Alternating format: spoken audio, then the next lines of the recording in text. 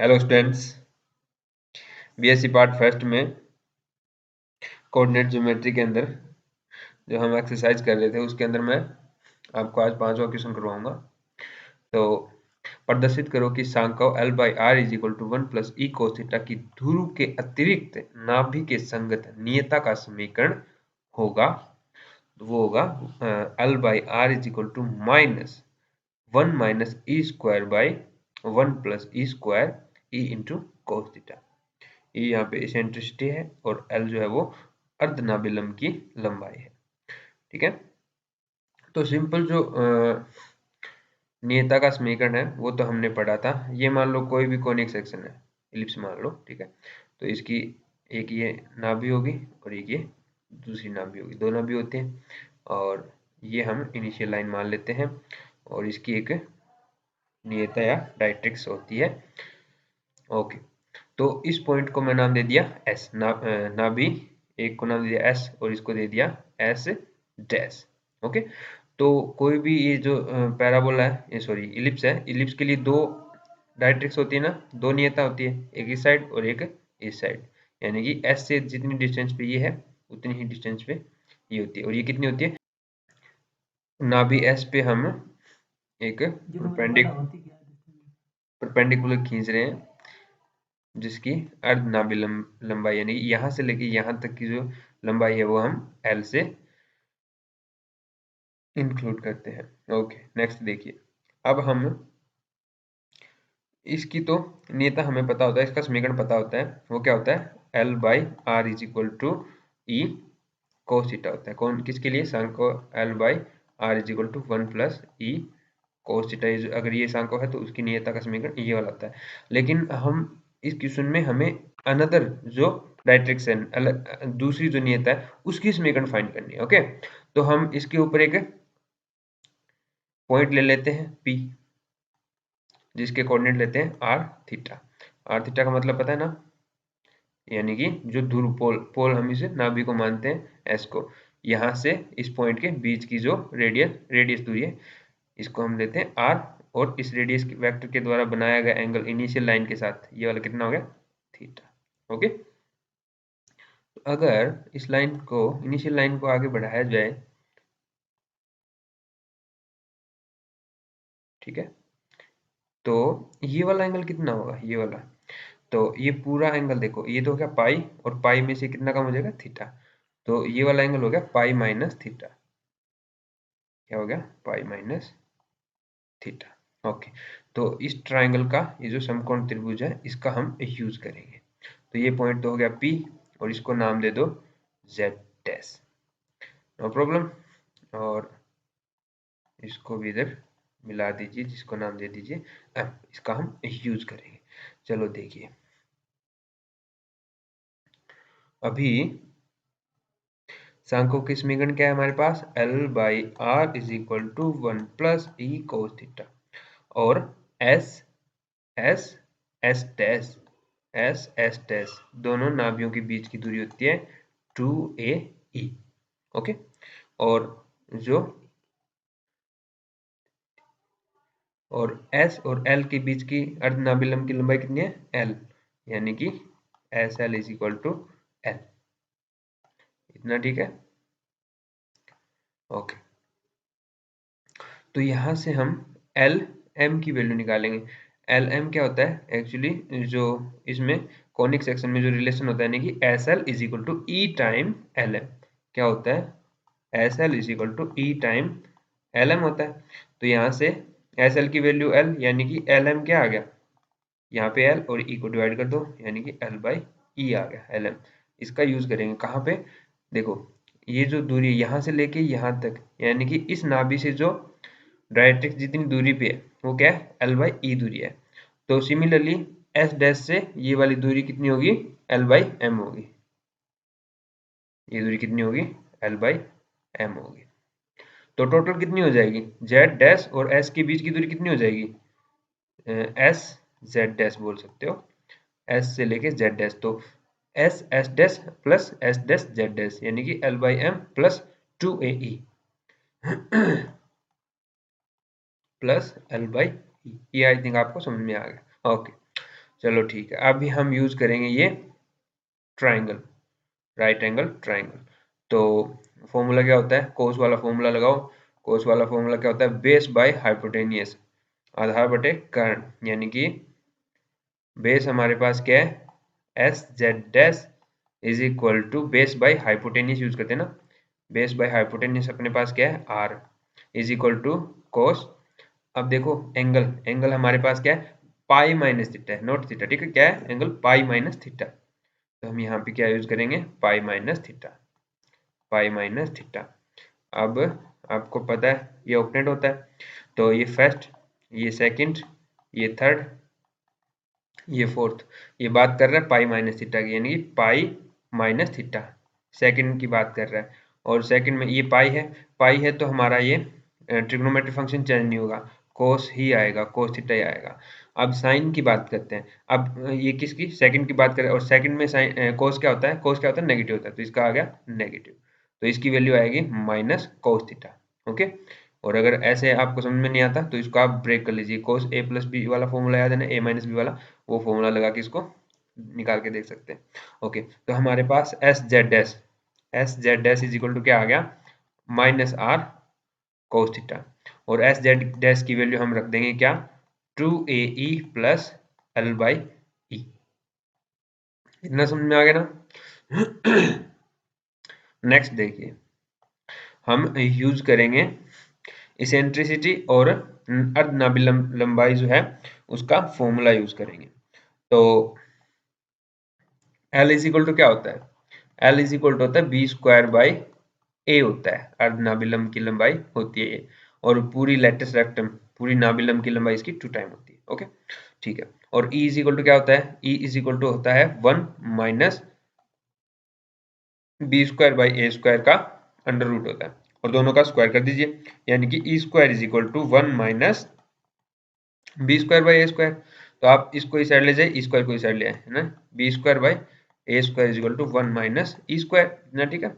अब यहाँ से आप b square by a into a लिख सकते हैं ना, इसको क्या लिख सकते हो, b square by a into a, तो ये वाली क्वांटिटी कितनी होगी, एल होगी, ये देखो, है ना। तो यहाँ से अपने पास आ गया L by a is equal to 1 minus e square. अब हम यूज करेंगे ए की वैल्यू, हमें ए की वैल्यू चाहिए, ए को हटाना है और एल और ई में हमें फॉर्मूला फाइंड करना है ना, क्योंकि हमारी जो डायरेक्ट्रिक्स या फिर जो भी इक्वेशन है उसके अंदर एल और ई यूज कर रहा है, तो हमें जो फाइनल डायरेक्ट्रिक्स की जो इक्वेशन चाहिए, नीता की जो समीकरण चाहिए, उसमें सिर्फ और सिर्फ एल और ई चाहिए, तो ए को हमें गायब करना है, तो ए को हम इस रिलेशन गायब करेंगे।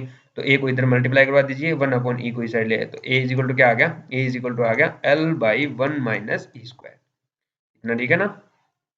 इसको आप उठा के कहाँ रखोगे, इस इक्वेशन में रखोगे, कहाँ गया ये वाला, minus r cos theta is equal to 2ae plus L by E, ये एक्चुअली पॉइंट पी की पाथ की समीकरण है, यानी कि ये वेरी कर रहा है ना ऊपर से नीचे, उसकी इक्वेशन है, तो आप यहाँ पे यूज कर लीजिए इसको, minus r cos theta is equal to 2 की वैल्यू क्या आ गई, L by 1 minus e square, और प्लस क्या था, प्लस था L by E, plus L by ई।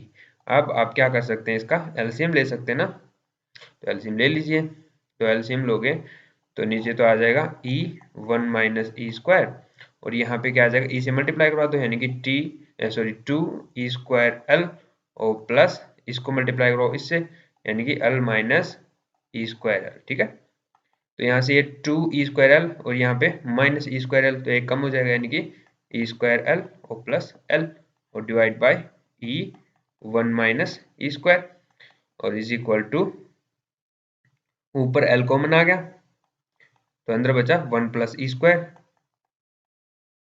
और नीचे क्या आएगा, ई 1 माइनस ई स्क्वायर।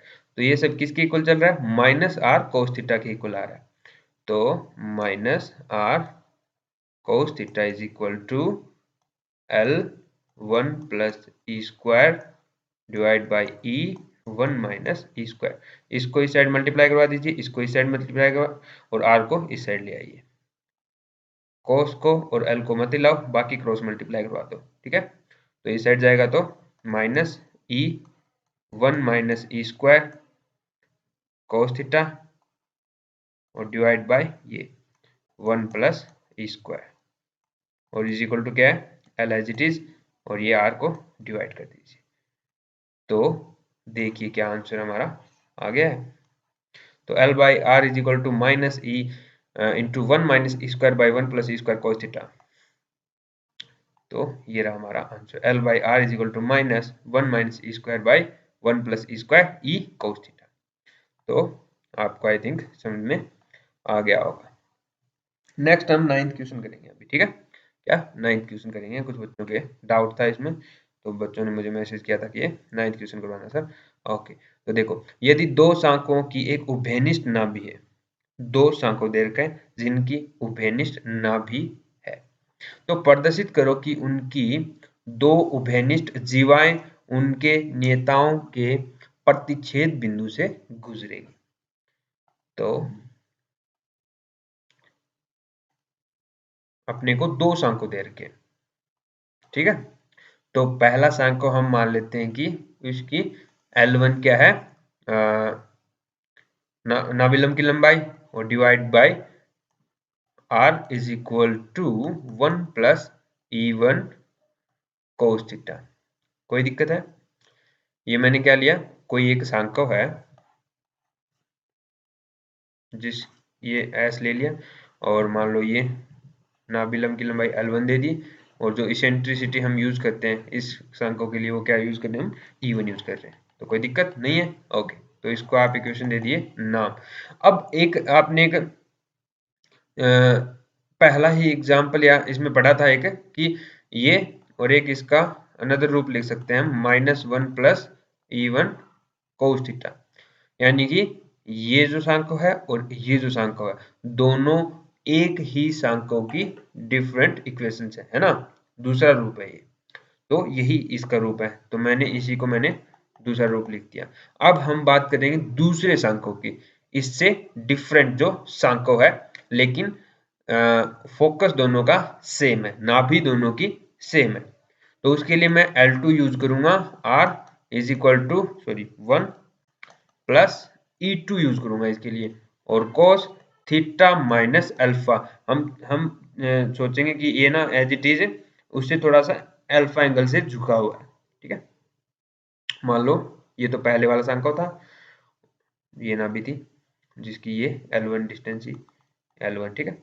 और दूसरा शाखा मान लो जिसकी नाभि दोनों की सेम है, ये शाखा है, ठीक है ना, ऊपर की तरफ ये वाला जो ये एंगल अल्फा बना रहा है, ये दूसरा शाखा, ऐसे हम यूज करेंगे। और इसकी कोई डायरेक्ट्रिक्स होगी और इस वाले की भी कोई डायरेक्ट्रिक्स होगी, इनका कोई कॉमन पॉइंट होगा। तो कुछ इस टाइप से ये शाखा है दोनों, ठीक है। ओके, तो अब इनकी उभयनिष्ठ जीवा की इक्वेशन फाइंड करेंगे। तो उसके लिए हम क्या यूज करेंगे, इसको नाम दे दो इक्वेशन 3। तो आप क्या करोगे, इक्वेशन 1 में से इक्वेशन 3 सब्ट्रैक्ट कर दो। तो इक्वेशन 1 माइनस इक्वेशन 3, तो क्या आ जाएगा, L1 माइनस L1 बटे R माइनस L2 बटे R इज इक्वल टू 1 में से 1 कैंसिल आउट और E1 cos थीटा और minus E2 cos theta minus alpha. Okay, तो इसको इक्वेशन 4 दे दो चाहे। और नेक्स्ट आप क्या करोगे, वही ये तो पहली इक्वेशन थी और ये मतलब पहला शाखा था और ये दोनों पहला शाखा की इक्वेशन है और ये दूसरा शाखा। तो पहले शाखा की पहली इक्वेशन और दूसरा शाखा को हमने सब्ट्रैक्ट किया। अब क्या करेंगे, इसमें पहले शाखा की जो दूसरी इक्वेशन है उसमें हम दूसरे शाखा की इक्वेशन को ऐड करेंगे, तो 1 से 1 कैंसिल आउट हो जाएगा। तो यहाँ से अपने पास क्या आ जाएगा, L1 by R plus L2 by R is equal to E1 cos theta और plus E2 cos theta minus alpha. तो ये जो दोनों इक्वेशन आई है ये रिप्रेजेंट करती है कोई दो नाभि, सॉरी, कोई दो उसकी जीवाएं, कॉमन जीवाएं, ठीक है। ये देखो क्या बोला इसने, तो किन्हीं दो उभयनिष्ठ जीवाएं, ठीक है। तो ये जो दोनों इक्वेशन है, इक्वेशन ये 4 और ये इक्वेशन 5। तो इक्वेशन 4 एंड इक्वेशन 5 दोनों शाखाओं की कोई उभयनिष्ठ जीवाएं हैं।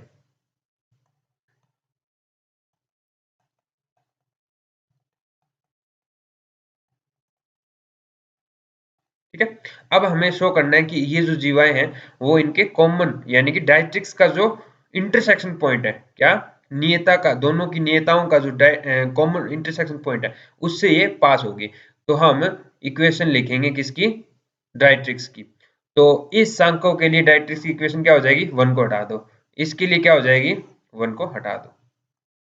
तो इक्वेशन ऑफ डायरेक्ट्रिक्स,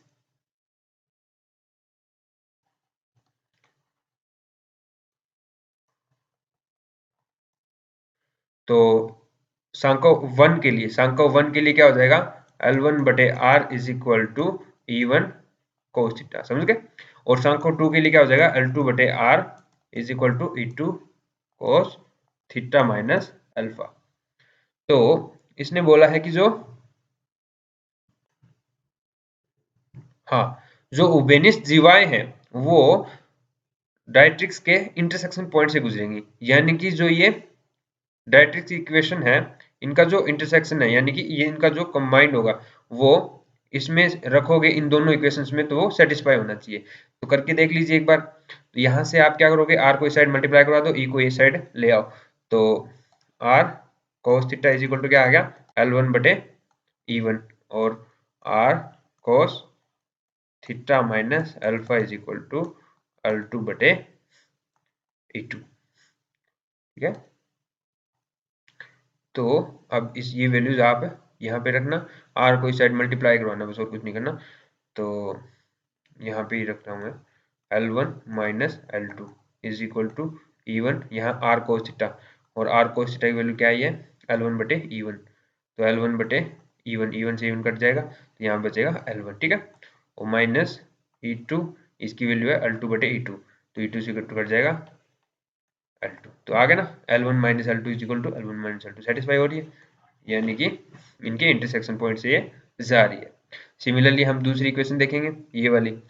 तो दूसरी जीवा है, तो ये भी देखते हैं। तो यहाँ पे आर को इस साइड मल्टीप्लाई करवा दीजिए, तो L1 plus L2 is equal to E1 into L1 बटे E1, E1 से E1 कट गया L1, और प्लस E2, ये भी क्या आ गया, L2 बटे E2, E2 से, यानी कि सेटिस्फाई हो रही है। इसका मतलब ये जो जीवा है ये भी उसके इंटरसेक्शन पॉइंट से जा रही है।